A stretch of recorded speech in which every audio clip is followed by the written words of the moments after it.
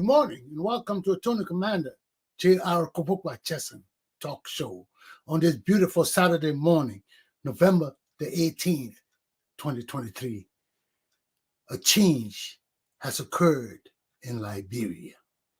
We wake up this morning to extend hearty congratulations to His Excellency Joseph Numa Boyka, President-elect of the West African Republic of Liberia. Let me bring in my correspondent from Liberia, Mr. Samuel Walker. Let's talk about events in Liberia this morning. How are you, Sam? Yeah, good morning, Rodney. Good morning. Oh, my brother. I know Yeah, Liberia. man. Very great news from Liberia. Very good news for the world, for the West African region. Election is over in Liberia, and Joseph Numa Boyka has emerged the winner. And so, I mean, the mood in the country is so high. And Liberia has made history. Anybody slept in And, Liberia? man, the entire city was all booming last night. So in some community, people defied these Zogos. Wow. And they slept out as like, you remember the tire we should have.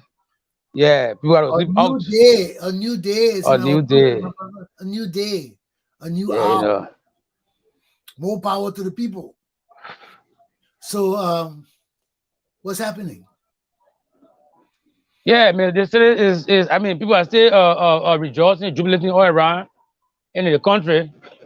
And, that's all you can hear. And there's no sign of violence nowhere. No sign of violence, so peaceful. Amen. Thank you, God. So peaceful. People are going to normal businesses, it's okay. And I rode a taxi last night. The passenger from the city camp, they were so angry. I tried to educate them, and they couldn't give me a chance to even talk. Wow. And, the lady say her husband from the United Party, so she gonna stop giving her husband money because she's selling fish and feeding the home. The man said, "Well, I'm coming to get a job." He said, "Okay, if you do have a job, I will never feed you anymore." Well, but it's okay anyway. this is the time for the hopeful. All the hopeful people who have been longing for a change in our country, a chance, not only a change and a chance in our country. Your time has come. A new president is here. What's the direction of our nation, man? So, with each president, Sam, we have a new hope. We have this collective hope that the president will do better, our country will do better, our lives will change. And for the past years, man, people have been letting us down, man. How long is this going to be? How long is it going to be, Sam? What you got to say about that, my brother? Yeah, we just need some sound-minded patriotic people to stay the affairs of Liberia. Rodney, what I observed is that most of our leaders have not identified the problem. The problem we face in this country. As a nation, your staple food is rice. You cannot feed yourself. The You sure mistakes they your haven't leaders identified it? say that You sure the problem is that they haven't identified it? they haven't identified it yet. Or they don't really care? Yeah, or maybe it could be, yeah, but I'm sure they haven't identified. And once you do not identify the problem, it means you do not care for it. Because if you care for it, you identify what's going on and what's wrong with this town or city or country or in your very self. But you see, they haven't identified the problem. Liberia is endowed with a lot of resources. Sam, our country been existing for nearly 200 years now. Yes. No, I come from the 2000. For nearly 200 years now. And we haven't identified the problem yet. Oh, yes. Sure. Look, So, if I was thinking of some concept that if I was the authority, I will put into play. Every county, you got okay, like for instance, Lofa, like I said, one administrative districts. So each district must have some farm going cooperative crop diversification. If you're going to planting banana or cocoa coffee, that district must identify the kind of crop that they will have to invest in. So if you get about 7 districts and with all these crops, running government can support that. Check the number of districts in Liberia, political district 73. So you got 73 huge communal farms in this country. I mean, you don't have to import drugs. I mean, to pay huge amount to attend a clinic or for your child to go to school. You can establish a community bank from your farm. The government will monitor you and supervise you. The fund is not going to government cover. It's going to the county's bank, the county's account. I mean, Liberia is so small, but it's very easy to develop. So these guys are not identify the main problem. We can so, supply West Africa. But I mean, that's the problem, Rodney, for what I'm saying. so You what know, what uh, what are your suggestions? but as the new government takes seat in January, they should begin to take the government down to the people. All activities must start with the people. It's like when you with NGO and carry on awareness, education. So I mean, World Bank giving money to a country, more people do not even know how these things come about. Massive education must go down to the village level. Hmm. I'm sure you were part of before, yes. Well, I hear You what you know, see. I hear what you're saying. That's very encouraging. But are our uh, people ready to do that? To move our nation to the next level? Are we ready to do that? yeah, with Waka being, you know, an agricultural person, understanding that we need to feed ourselves before we can, help neighbors. He's involved. I know Waka, and you know that he was involved in improving our own agricultural activities in Liberia when he was even at the nursery in Lofa in the 70s on the Torbat. And then though he became Minister of Agriculture and through his instrumentality, we heard about the BCADP, the NCADP, all these kind of agricultural program, so that we can help to, I mean, we can sustain ourselves. A smallholder rescue program, and in fact, water office came to Liberia West Africa Rescue Development Agency. It was at Egypt Raw.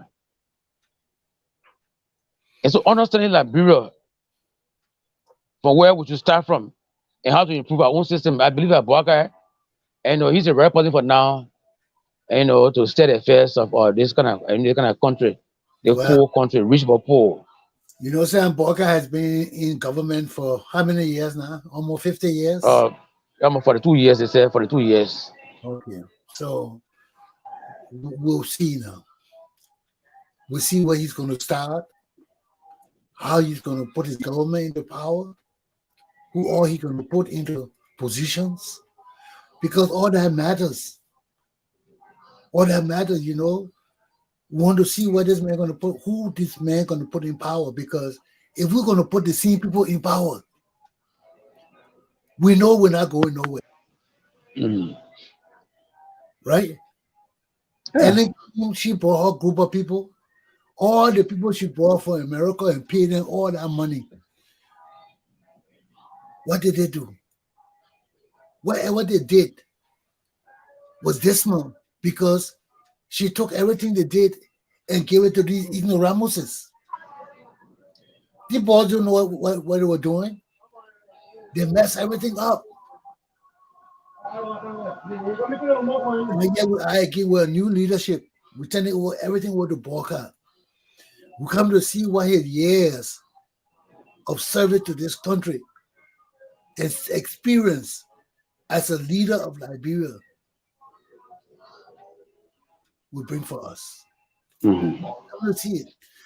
This is why everybody will be debating it. Oh, he too old. Oh, he got experience. He this, he that. We come to see it. We're going to see it. It's true. In the first 100 days, we'll begin to see whether Borka can stand up as a man or not. Okay, we come to see it just for his cabinet. Let's see what his cabinet is gonna be like. And y'all don't worry about me. I'm not coming to Liberia for a job. Okay, I still got plenty to learn on this side. Okay, I ain't coming. So don't worry about that. We evaluating Borka on this side. We're not coming. Our country got to change.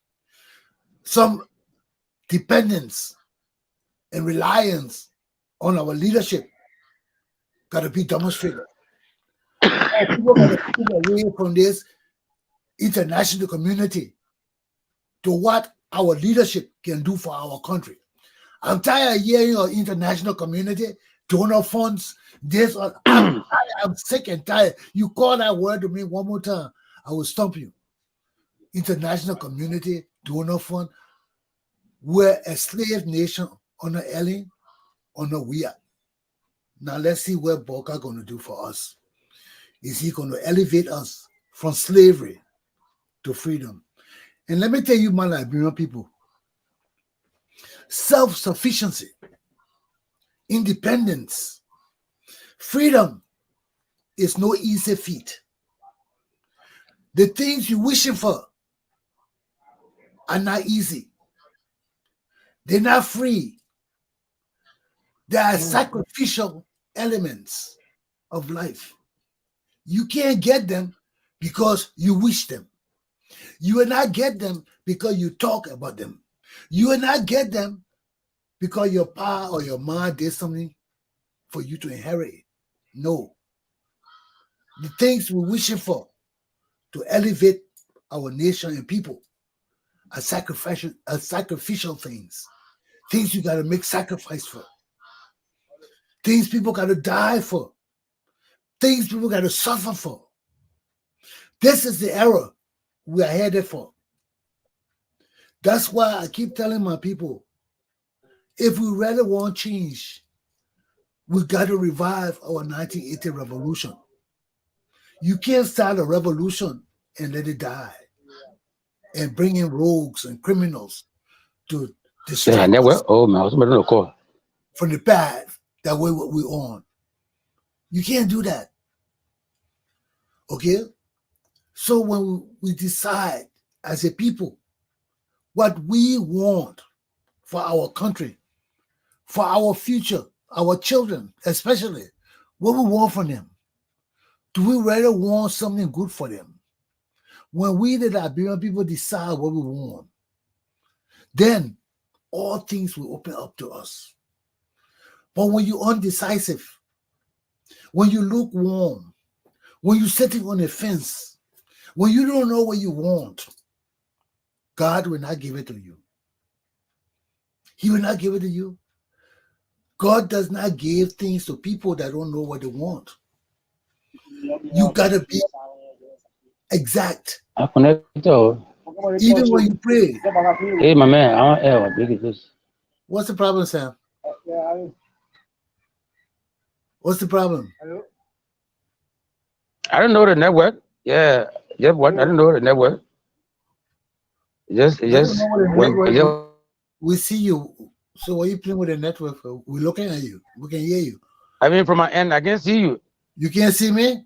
I wasn't seeing you. Oh, but you can see me. I wasn't seeing you. Yeah, it went dark. Oh, okay. Yeah, you were clear now. Yeah, I can see now. Yeah, but you clear. The whole screen went dark. Okay. But from my end, maybe. These are the things I'm talking about. These things we want are sacrificial things. They don't come easy. They're not free. You gotta stand up for what you believe in. You work toward what you want in your life. So if the Liberian people decide we want freedom, we want justice, we want equality, we want the rule of law, those are things we got to make sacrifices for. People die for those things. Why? Because criminals will always try to silence you. Criminals will always try to derail you. Criminal will even go to the extent to try to kill you. Look at what they did to our auditors. Young people with their lives. Okay? And they didn't know where those guys were leading. You know? They didn't even test their patriotism. They just heard those guys were talking about, oh, we got damage report. They start going to kill the people. Huh? Did you test their patriotism? You see, you don't just kill people like that. You know, you want to bribe the man. The man says he got damage report. Test him. See, he will take a bribe. Yeah, but you just jump on and go kill the man to silence him. It can't work. You see, that's the difference between a sensible government and a vulnerable government. You know, they perceive everything like an imminent threat. If you don't kill the guy right now, they will talk. No, you don't. See, these are the things that destroy everything we're playing. Who is that person there? Yeah. Huh? Prince. Tell that person to be quiet. Sorry, man. Yeah, he passing. He just passing. Sorry. We'll soon get you an office. Don't worry. But these are the things we confront. You know? And these are the things that hamper democracy too. So I'm just saying that the Liberian people got to understand what they're getting into.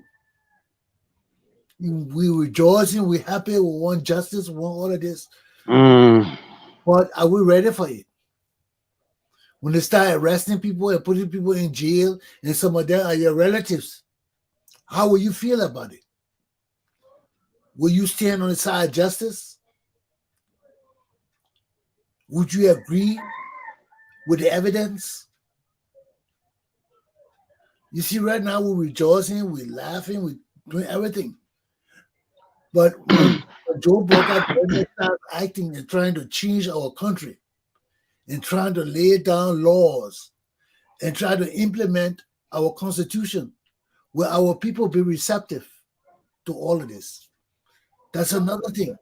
You can cry, yeah, one day, but when they start doing the things that will change our country, our people so corrupt, they're so used to getting things from government free. When we start restructuring our government, laying down laws and things, will the people accept it? You see, but the government can't just lay down laws. The government got to bring development too. Right now, we need jobs. We got to cut the government down. We got to start building roads, building schools, universities. We got to do a massive infrastructure development project, which includes farming, clearing farms, promoting corporations and things like that. Because in the first 100 days, there got to be some structural efforts to do what Boka said he want to do: arrest, agriculture, roads, education, schools, and what is the last one? T? Is it ARES? I don't know. Yeah, T is there. What's the T is there? Tourism. Tourism, good. Yes. So if arrest is his objective, and he needs to start showing some efforts right now. You gotta jump off right now, man. They gotta start running right now. Because by the time you get inaugurated, you got 100 days to start showing us that this government is productive. They got to start showing us what they're going to do, what plans they're going to do. So they got to get up and start doing the thing right now. But anything else? Yeah, there was the former Chief Justice Grace Scott appeared in court on Thursday and said that all the allegations against her was just all met lies intended to silence her, Wicked lie. especially when the government lied on her, intended to silence her, especially when the political season was approaching. She's one of the strong lawyers, one of the strongest lawyers of Unity Party. So she was claiming that apparently they want to silence her so that they can maybe election if it goes to court, they will easily win it. So what's the lie now? Because That a child, she killed Charlie is Musu, dead. yeah. So what's the lie? The child's death is no lie. Yeah, that she killed the girl because she was accused of murder along with other family members. And and one of the family members at the central prison, there was a married woman that attacked her. Rebecca Wisner, the 80-year-old lady that was She was that attacked by a was crazy woman. yeah, she was charged alongside with Musu Scott, 80-year-old or Rebecca Wisner. So this married woman attacked her. Wow. But they have removed her from the prison to a medical center, according to reports. Yeah. Wow. It's sad. We don't want nothing happen to that woman in prison, Mm, especially when she hasn't had a day in court. yeah, But anyway, we'll see where this case is going, Sam. I mean, yeah. despite the fact that Gloria Scott may have a day in court, a child is dead. And we need to know how this child died. And she needs to have her day in court. It's true. My only concern is that the government got to put this child to rest. What are they saying about Shallow Musu's body? The body is still at JFK, and we haven't heard anything of the body. Because sometime ago, 3 months ago, they intended to turn the body over to the family for burial, but the family refused. Why And they refuse? Refresh my on memory. ground, I remember. yeah, they refused. On grounds that they need an independent autopsy to be done on the body. And so the family member that they accused, they accused them falsely. So they were not satisfied. In fact, all the family, most of them in prison. So who gonna receive the body? Hmm. Yeah. Well, they got extended family, except they don't want to accept the body. But I mean, even if they're in prison, they can still go to the funeral. That wouldn't stop them from going to the funeral. So they got to let somebody accept the body. And if they are convicted of a crime, if they're charged with crimes, they ain't coming out of jail to bury nobody. They can go to the funeral. Mm-hmm. So they better find people to bury the girl. She can't stay above ground forever until the case ends or whatever. That is not justice for her. But anyway, anything else you got? Nothing else we got here on today weekend, Okay, then do your conclusion. Let me start my class. I got a class to do this and morning. we want to congratulate all Liberians whom they brought and the international community because their presence alone help to solidify things. So I mean, we must commend them, the international community, the ECOWAS, the UN, the EU, the United States of America. I mean, they did pretty well. Everyone had their eye they were keen on all the results that were coming from the field, and they strengthened. In fact, they motivated the commissioner or the other branch, to do just what she did and to bring peace to this country because it had gone contrary. Oh, sorry, it was too deadly. But thank God it was okay, and thanks to all Liberians, for being peaceful. May God bless this country, and we expect better off from this incoming government, because too much hope is in them. Okay, We hope they sir. perform better. Yeah. Thank you so much. Well, Well, thank you very much for your putting this morning. I'll talk to you next week. goodbye. Thank you so much. Don't get too partying. Don't go No, and party too much. no, I'm not going anywhere. Okay, It's take okay. care. Well, then, gentlemen, I extend my congratulations again to His Excellency Joseph Newman Boakai, President-elect of the West African Republic of Liberia. We are done with that.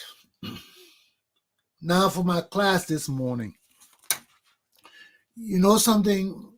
Our societies, wherever we live, in America, in Liberia, are important to us.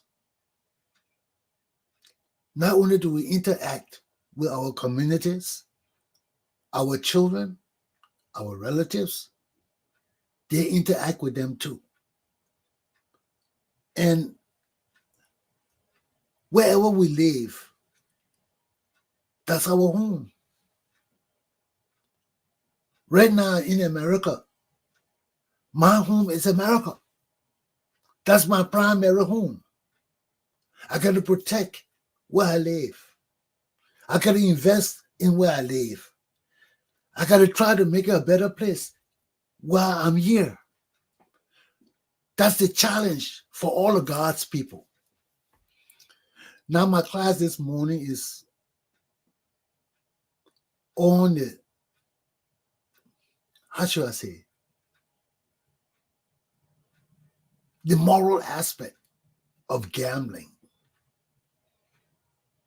I want to talk about the lottery, the scratch tickets, the fast money around us.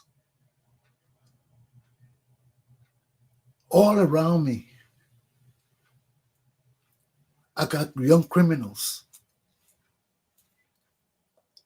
because of the lottery. I have never seen people involved with criminality and stealing like since I started buying scratch tickets.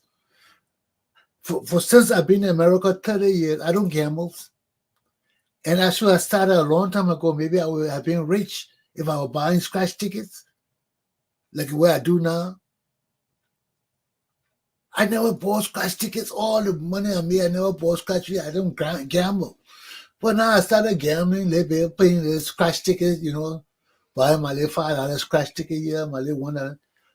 And I'm finding out that this thing promotes stealing like you never known it. I have never seen so much petty rogues around me like I see now. Petty rogues. I see why Tutman and 12 of them did not permit gambling in Liberia. Because it breaks my heart. Even the children, 16-year-olds, just start working in the stores. They want to steal from you. I told you about a little Liberian girl working in one of the department stores here, gas station, where I went to turn my ticket in. I asked her, I said, where can I check my ticket? In America, the lottery, they have these machines. After they do the lottery in the night, the next day you can come and put your tickets. They got the barcode. You put it under the machine, and the machine will tell you whether you're a winner or not. It will say a winner or not a winner. And if that's small, I don't know about the big money because I just win small money, like $5, $10, $12, $15. It will tell you $15, you won $15. It will show how much you won on the code. Then you go right to the counter and you give the people the ticket, and they check the ticket again to confirm it, and they pay you. I told you how I came to this store, the big gas station, a big department store right near my house. A Liberian girl was working there. She waved to me everything. I went and bought. I said, where can I check my ticket? She said, back there. I checked my ticket. I had 3 tickets. I won $2 on each ticket. I won $6, I think. Yes, I think that was my one. I want to be right. I come and get her the 3 tickets to give me my money. She goes and she bring me $4, and the third ticket, she brings me another ticket and said this is wrong. This is the wrong ticket you give me. I'm like, what? I want to be exact with the amount. The ticket she wanted to steal from me was $6 because I want $8. Yes, I want $8. One was $6 and the other one was $2. I had two or three tickets with me, but I know the one she stole with me, she's trying to steal from me, was a $6 ticket. She went and checked all the tickets. She came back. She said, "This ticket is not good. This is the wrong ticket." And I'm like, "Wrong ticket?" I didn't say anything to her because those things that take me for surprise. But surprised that the young lady, Liberian girl, is involved in this corruption. She comes, she gave me the wrong ticket, another ticket different from my ticket. She said, "This ticket not the right ticket." So I look at the ticket. I look at her. So I said, I just want to leave because it was just surprising that I didn't know what to say. Yeah. So I walked in my car. I said, "No, I got to report this girl to her manager." I didn't want to talk to her because I know she was stealing from me right there. I will go check the ticket. The ticket says $6 for me. Then you come and give me another ticket different from my ticket and tell me I gave you the wrong ticket. So I went, I pumped my gas. Then I came back. I said, "Look, let me see the manager." As soon as I called the manager, she said, "Oh, I told you I was going to check this ticket for you. Your ticket was right. This is not the ticket you gave me." Then she dropped it and then she gave me my $6. So I said, I didn't want to bother her anymore because the manager was coming now. He heard me asking for him. But that was the first incident. I think I told you about this incident before. And that incident bothered me. But since that incident, I have come to notice that every store that I've been to around me with lottery ticket got rogues. They will attempt to chip you some kind of way out of your money. And what bothers me is not so much for me, the old people who go play these lottery games. Do you know how to steal from them? If they did that to me, I gave her 3 tickets and she gave me another ticket and said I gave her a wrong ticket. What do you think they'll do to the old people who go buy their lottery ticket to go play and win? They'll take their money. That was all right, blatant stealing. I mean, I was so hurt. Then I come down to another store here. I mean, they got syndicates to do this thing now. I'm seeing it because I'm a correctional officer. As soon as I see it, I know it. I came to another store on the corner of Branch Avenue and Charles Street. There's a store there. That's a syndicate. They got an old man there with gray hair. He's the manager. You see him walking around managing all the other Pakistanis. They are Pakistanis in the store. But you give them your ticket and your money, they will steal it. Your lottery ticket. That's the store I took my lottery ticket to. I don't know, the people think with black people were stupid. I already checked all my tickets. I knew how much I had won. But I didn't say anything to him. I let go hand it to them so they can check it on the machine. So he went and checked it. I won $30. He brought me $20 back. And he said, "You want $20?" And he gave it to me. So I look at him. I didn't say anything. So I said, "Oh, yeah." He said, "Yeah." He just smiling to me like I should be happy that I won $20. I said, "Okay, then give me my ticket that I didn't win back." So when I said, "Give it to me back," he ran there and brought my $10 back to me. I said, "Oh, so you're about to steal $10 from me?" I said, "You know I'm a cop?" I said, "You try to steal $10 from me?" That was the first time.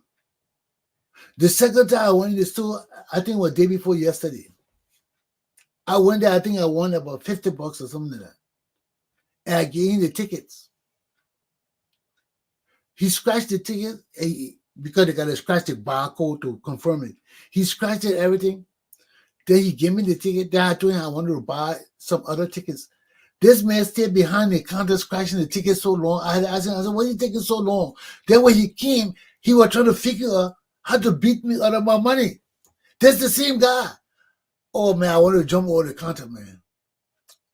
Then this old white man, this old Pakistani man with the gray hair, he's the godfather. When there's any problem, then they call him, and he comes and try to explain because he feels that he's some, I know his gray hair, so it will make me believe him.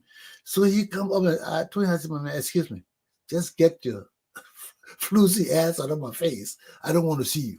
And I just took my 3 tickets and left. He insulted me back and I insulted him back again. But these are the people, man. These are the people. Can you imagine? The people rob you. And I'm a sensible black man. Then they do it to black people with ease. They have no conviction robbing black people. If they can do it to me, I'll go there, I talk with them like I'm sensible and sound, and they try to rob me. What do you think about the people who can't read and write and the older people, man? Those are the people I'm sorry, I worry about, man. Because the stealing is so bad. I see what Totman and Toba didn't permit gambling in Liberia. It destroys the society. Okay, that's my point on that. Now that I know about this scratch card business, everybody around me that I dealt with now have demonstrated that they want to steal from me. They want to steal my winnings. Wow, man! I never seen something like that, man. People just steal. I mean, you think Liberia bad?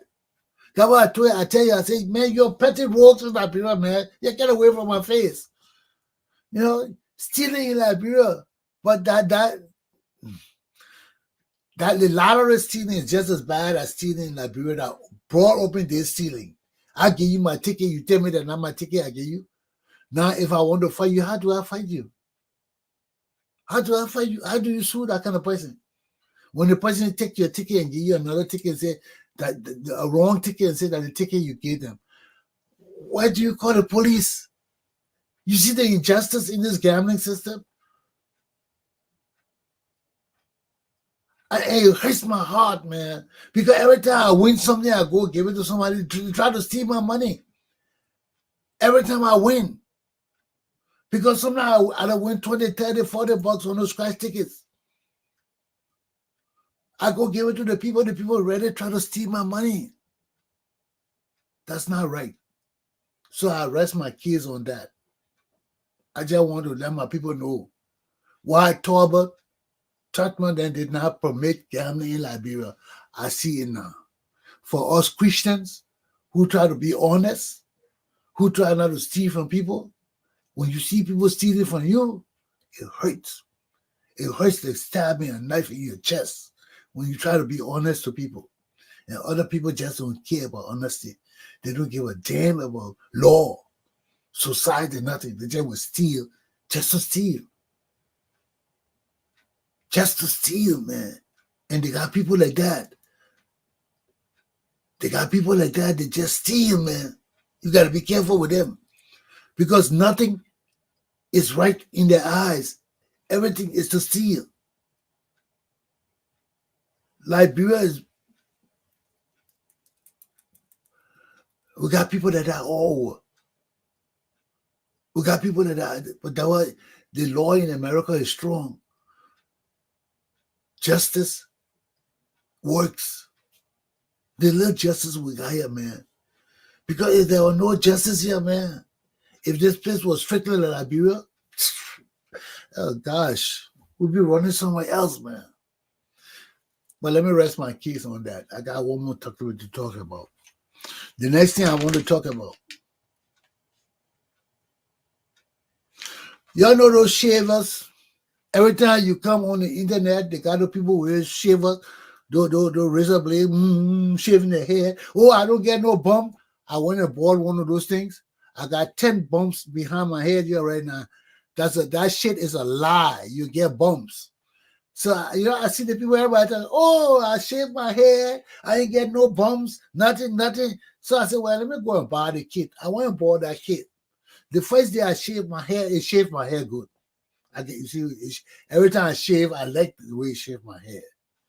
You don't have to do no extra nothing. Maybe your little beard stops, you take a razor blade and cut the little small ones that it doesn't shave, but it gives you a good shave.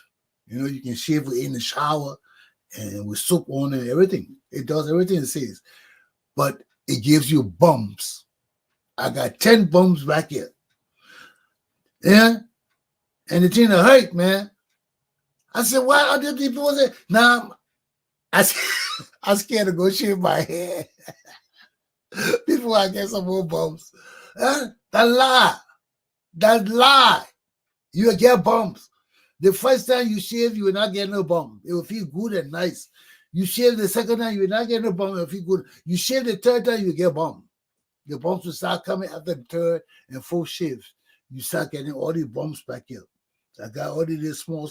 They're small, but it hurt. You know, and they're not supposed to be there. They say it's not supposed to be there. That's a lie. Okay? So I disclaim that shit. Excuse my French. My last topic for this morning. Yesterday, I didn't come on because I had some problem with my, you know, these people with their different programs, applications, they change them all the time, man. Sometimes, and you got to keep up with them because sometimes if you're using the app and they change something, it wasn't what it used to be before, you better find out where it is or you would need a show not coming on. And that what happened to me yesterday. You know, I always use the app and I don't ever bother to keep up with its development and changes. So yesterday I wanted to come out, I couldn't get something working. I knew it was there, but they had developed it, improved it, and moved it and put it somewhere, moved something that I use all the time and put it under something else. So I couldn't come on. I had to go to YouTube and look at the video to see how to do it. And that's simplest thing. But when you don't know, you don't know. When I didn't want, and when I ready to start my show like that, and I see something wrong right there, I start panicking. That's my problem too. And I said, no, let's do it some other time. I got time to rush with it. I got other things to do after my show. So on yesterday, I didn't come on. But on the internet, I put out a thank you to my foster mother, Ellen Louise Walter Smith, thanking her for raising me far better than my own mother ever could. And that's a fact. Okay? My mother was young. She wasn't a kid raising kind of woman. So my aunt told her, say, give me that baby and you go. Let me take care of that boy. And the way my aunt raised me, I watched my mother raise my brothers and sisters. She couldn't do that. She couldn't do that. The time my aunt put into me, educating me, I didn't want to go get educated in school. I told you, my aunt made a decision that I would not be less than my father's children in their home. My father's wife's children, his marriage children. My aunt, when she took me, she made that decision that I would be trained just as well as my father's children in my father's house who live with him. And although I didn't have the opportunities like my other brothers and sisters, my aunt didn't spare her efforts to educate me. She didn't spare it. I told you how that woman sat down with me, cursive writing. I had all the books. You see my hand right now. People say, oh, Chesson, you write good. I write different kind of ways because I was trained by my aunt. She sat down with me and took her time with her hand, over my hand, to go over the letters, the M, the A's. I never saw my mom did that with my brothers and sisters. The one she read. The way my aunt raised me. You could see she went out of her way to make sure that I was an independent man. I didn't need brother, sister, mom, pa, cousin, nobody. And even right now, all my family won't ostracize me because I'm telling the truth. You know, people want you to be subservient to them. Certain people in my family want me to submit to them. And they're wrong. Their ideals of familyhood is selfish. And I don't agree with it. We got little property. Why would one person want to own it for themselves? That's ignorant living. Those are ignorant people. And we got plenty of ignorant people in Liberia. They're educated. They got degrees, big degrees, but they're useless. They are dumb. Why? Because they're selfish and mean. And when you're selfish and mean, God will take the essence of his blessings away from you. That's why we're suffering in Liberia, because we got so selfish and evil, wicked people. All they want is for themselves. And there's enough for all of us. But they're so damn dumb and stupid and selfish that God does not give them the wisdom to see that we can all enjoy. And they can be just as rich or even richer when they bring the family together. But when you're blind, you're blind. When you're dumb, you're dumb. Why do you think America is America today? Because some people saw the light. Everybody didn't see the light in America. They got some very selfish and mean, evil people in this country. Okay? If it wasn't for the people that God blessed in this country, America would be just like Liberia. But there are plenty of people that are blessed to see the light. So they overwhelm the ignorant people in this country. Okay? That's all. And that will make the country great. That's why America is the greatest nation in the world. Because it got more intelligent people who know how to do things, who know how to sit and solve problems. And the nation don't have to be big. You can be a small nation with smart people, productive people, strong people. You know? So, to get back to my mom, that's why yesterday, it must be that Liberia was changing for true, for me to come out with that kind of message. And I felt good I didn't do my show after putting out that kind of message, because it's a tribute to that woman. She didn't have children, but she decided to take a child that wasn't hers and raise me as though I were her own. And don't think I haven't had my challenges. You know, I've had a lot of jealous people in my life that hit me just because of that. Because my aunt was beautiful. She was a queen. Smart. My aunt, she was sharp. She could sing. She was a tenor in the national choir.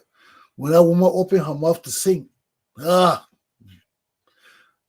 used to carry her everywhere. Tutman couldn't go nowhere without Louis Walter Smith and the choir. The Eastern Star, that were one of the foundations for the Eastern Star. The SMT, Sisters of Mysterious 10. She was the backbone for the Eastern Star and the SMT. I used to, as a child, I used to sit in the initiating room for the women. I've seen many Liberian women in their skirts and panties. Sometimes I just laugh when I see them. I smile. I say, look at the one with the initiation. I used to be there. Until I got to a certain age, then they told me, you can't be here no more. But when I was a baby, all of them used to like it to, oh, bring Paul Blue, bring Paul Blue, bring Paul Blue, bring Paul Blue. So they would carry me, a little baby. I'd be sitting on there, looking at all of them laughing. Lordy, Lordy, Lordy. But that was a great woman. And every birthday of mine in January, she had to go to Eastern Star Convention. That when they had the Eastern Star Convention in Liberia, thousands of women used to show up. And my aunt, my mom wasn't no small woman either. My mom was one of the greatest fortune tellers in the nation. People came from all over Liberia to my house for her to cut their cards. And she didn't do it all the time. Her cards were special. I had never, since I have been seeing cards, people do fortune telling, I've never seen the cards that my aunt had in other people's hands. And she never wanted to cut my cards. She never, ever wanted to cut my cards. I had to force her. I had to almost cry. Because every time I asked her to cut my cards, she would say, no, no, but I know what now, why? Because she didn't want to know when she would die. Because whenever she cut my cards, she would see her death. So she didn't want it. She didn't want to see it. She didn't want. So every time I said, Mama, cut my cards, she would say, no, no, I don't want to cut your cards. No, I don't want to cut your. And maybe she didn't want to see what I would have become. Because it was a challenge for her. You know? Could she raise this child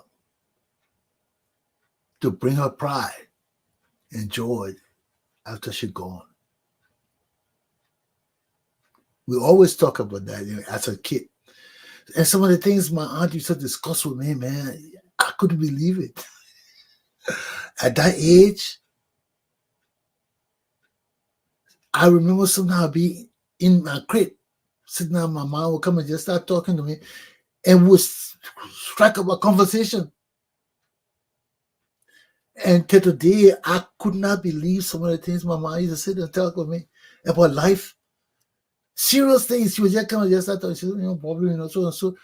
And I would start talking. At that age, and it would never leave that room.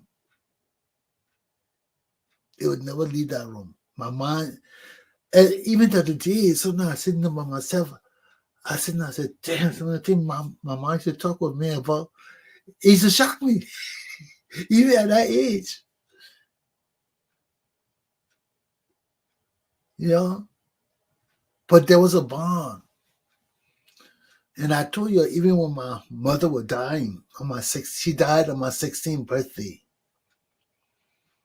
And when she was dying, we were in the same room. I was in another bed, and she was in her bed.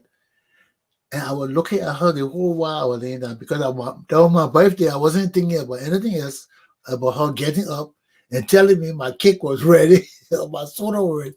I was waiting for her to get up and fix my birthday thing because this was the first time for as long as I can remember my mom had ever stayed home on my birthday. She was never home on my birthday. Wherever my birthday coming, it was big convention for the Eastern Star.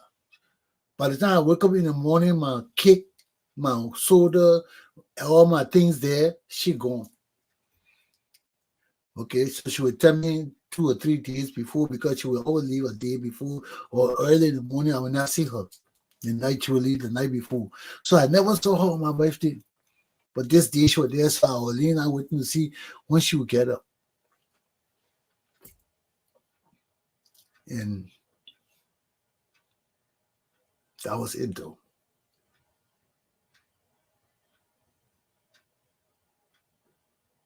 And that was the first time Jesus Christ spoke to me. That was the first time I heard the voice, the unattached voice, the unembodied voice talk to me. When my mom was dying. To let me know that my mom was dying.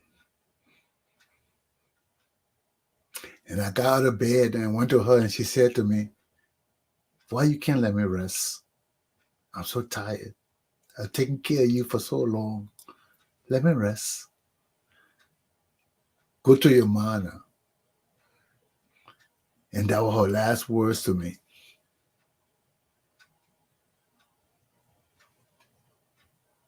That's why I believe in the 3-in-1 and in Jesus Christ.